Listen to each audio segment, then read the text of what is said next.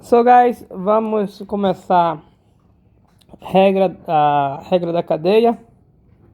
Com toda certeza, o conteúdo mais importante da nossa disciplina, porque a regra da cadeia ela é um teorema e não um teorema qualquer, mas um dos principais teoremas do cálculo.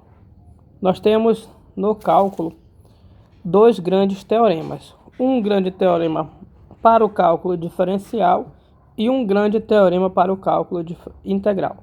Para o cálculo integral, nós temos o TFC, o teorema fundamental do cálculo. Então, esse aqui provavelmente é o resultado mais importante do cálculo. Porém, para o cálculo, esse aqui é um grande resultado do cálculo integral. Para o cálculo diferencial, que é o cálculo que envolve as derivadas, nós temos a regra da cadeia como sendo o principal teorema, ou seja, o principal resultado de todos que nós estudamos em cálculo diferencial. E o que é a regra da cadeia? A regra da cadeia ela vem para nos dizer como derivar qualquer função composta, ou seja, função aplicada em outra função. Portanto, função com interna. Nós já sabemos, que já foi visto no vídeo passado, que todas as regras de derivação de função que nós vimos são regras de funções aplicadas em uma variável, ou seja, função pura, podemos assim dizer.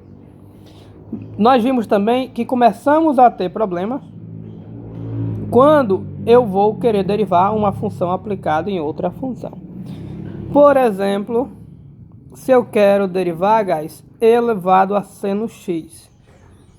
Com todas as regras que nós temos neste presente momento, eu não sei derivar a exponencial de seno de x.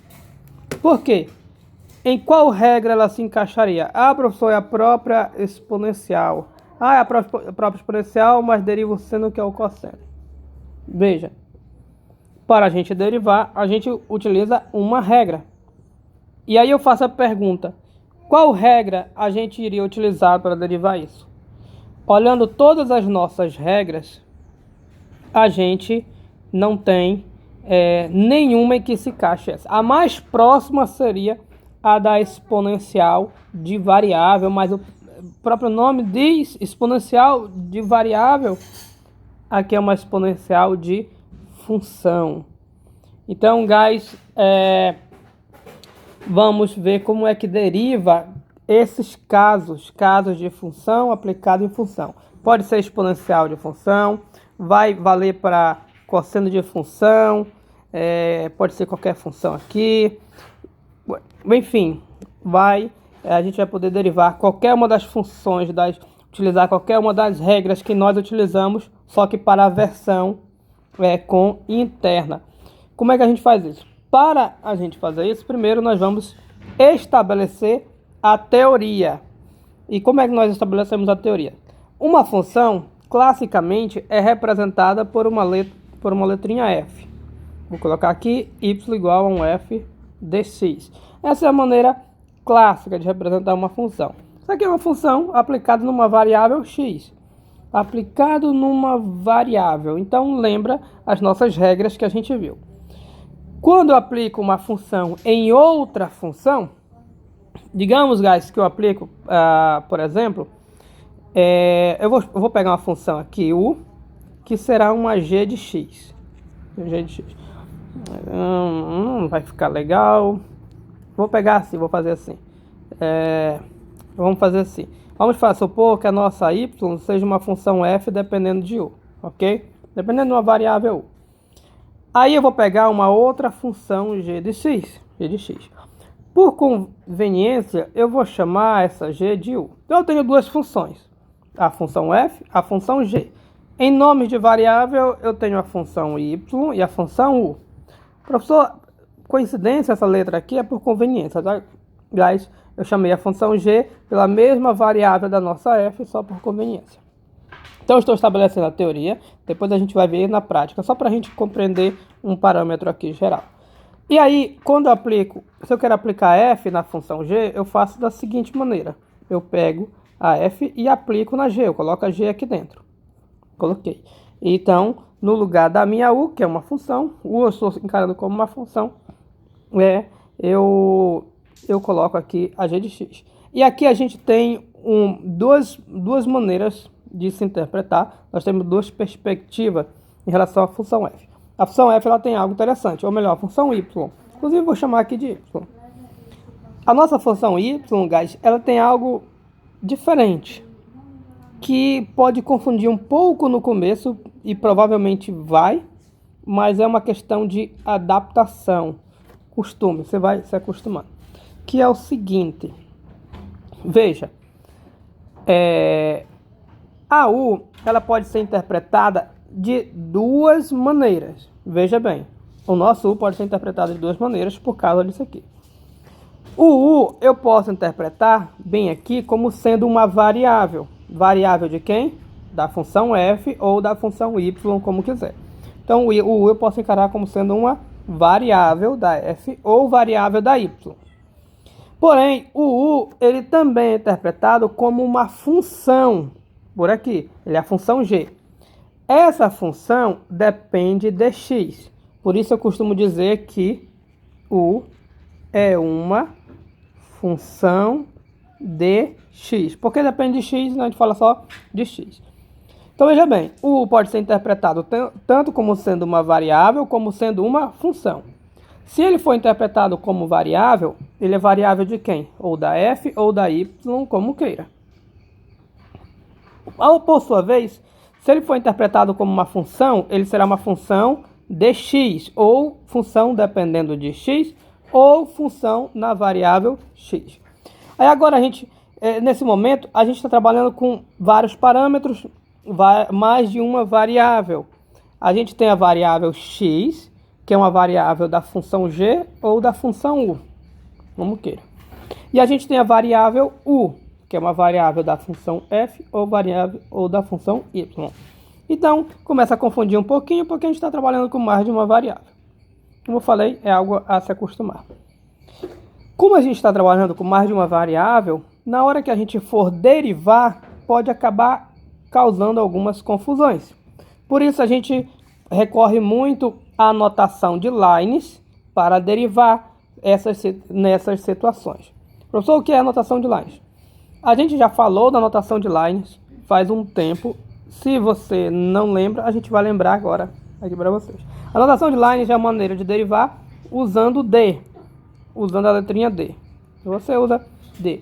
Em cima você coloca a função. Eu vou até fazer de uma maneira aqui mais visual. Aí em cima você coloca a função e embaixo também coloca o D e a variável. Então normalmente na notação de lines fica assim: D alguma coisa, D outra coisa. D a função, D a variável. Essa notação de lines. Por que ela é importante aqui? Veja bem, quando eu aplico, veja bem, o y é uma função na variável u. Mas olha que interessante. Quando eu aplico a f na função g, aí a coisa muda. Isso aqui que é o meu y, passa a depender da variável x. Então, eu acabo de criar duas perspectivas para a função y. Eu posso olhar o y como uma função de u, na variável u, e eu posso olhar o y como uma função na variável x. Ok? Pareceu um pouco confuso, mas não tem muito problema, que é questão de adaptação. Pois bem, se o y eu posso olhar sobre dois pontos de vista, variável u, que é aqui, ou variável x, que é aqui, eu posso derivar o y em relação ou a u ou a x. Sim, eu posso derivar o y em relação a quem eu quiser. Então nós temos dois pontos de vista para derivar. Eu vou já dar um exemplo para ficar um pouco mais claro. Mas, pois bem, então, guys, se eu derivar o y em relação à variável u, eu vou escrever assim. Se eu derivar o y em relação à variável x, eu vou escrever assim. Olha como a notação de lines, ela é muito boa nesse momento, porque ele deixa claro em relação a quem eu vou derivar. Se eu usar a notação de linha nesse caso, guys, só linha, y', é um pouco confuso, porque se eu mostro isso para vocês, eu faço, calcule essa derivada aqui. Mas espera aí, essa derivada é em relação à variável u ou olhando no ponto de vista da variável x? Tem uma diferençazinha. E tem, professor? Tem. A gente vai ver essa diferença. A gente vai ver em exemplos como funciona essa diferença, se pareceu confuso. Então, o y eu posso derivar em relação à variável u, em relação à variável x. Há duas maneiras de enxergar, ok, guys? E essa função composta, quando eu aplico a f na g, eu tenho o que eu chamo de função composta. Se você não sabe o que é função composta, não tem problema, só um nome. E quando eu faço isso, aplico f na g, na verdade eu tenho uma nova função, que é a função composta. Por isso, muitas vezes, a gente batiza isso aqui de uma nova letra. Na maioria dos casos, a gente usa uma letra maiúscula. Então, daqui, guys, eu posso batizar minha nova função f de x, na variável x, que ainda continua sendo y, como sendo a f aplicado na g de x. Então, deixa eu mostrar, ver o que a gente fez aqui. Inicialmente, eu tinha uma função y na variável u, que eu chamei de função f.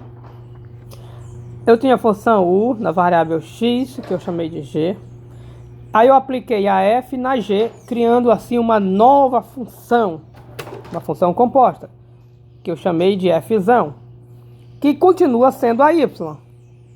Continua sendo a y. Por que continua sendo a y? Porque, guys, essa função composta ainda é a função f, então ela continua sendo a y.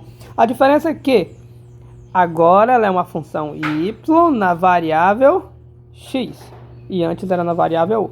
Então o y, eu tenho duas maneiras de enxergar. Eu posso olhar o y na variável u, que é essa aqui, e posso olhar o y na variável x. O y na variável x, ele é outra função criada pela composta de duas, uma aplicada na outra. Então, aqui na variável x vai ser outra função, portanto a derivada vai ser diferente. Aí a grande pergunta é, como é que eu derivo uma função composta? E por que isso vai nos ajudar com as nossas regras anteriores? Porque, como a gente já falou, as derivadas que precisamos encontrar são aquelas de funções cointernas. Eu não sei se vocês sabiam, mas as funções cointernas são justamente funções compostas. Inclusive, guys, perceba que a g está dentro do parênteses da f. A g está dentro da f.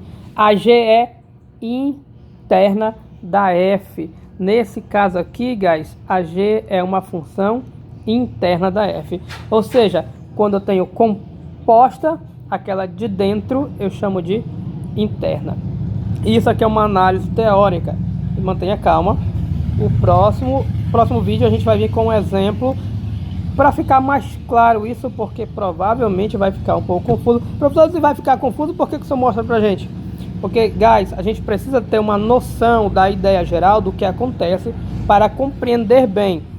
Mesmo que não entenda a fundo, a gente precisa ter uma noção que vai fazer a gente compreender bem o funcionamento do que vem a seguir, ok? E noção já é mais que suficiente. Thanks!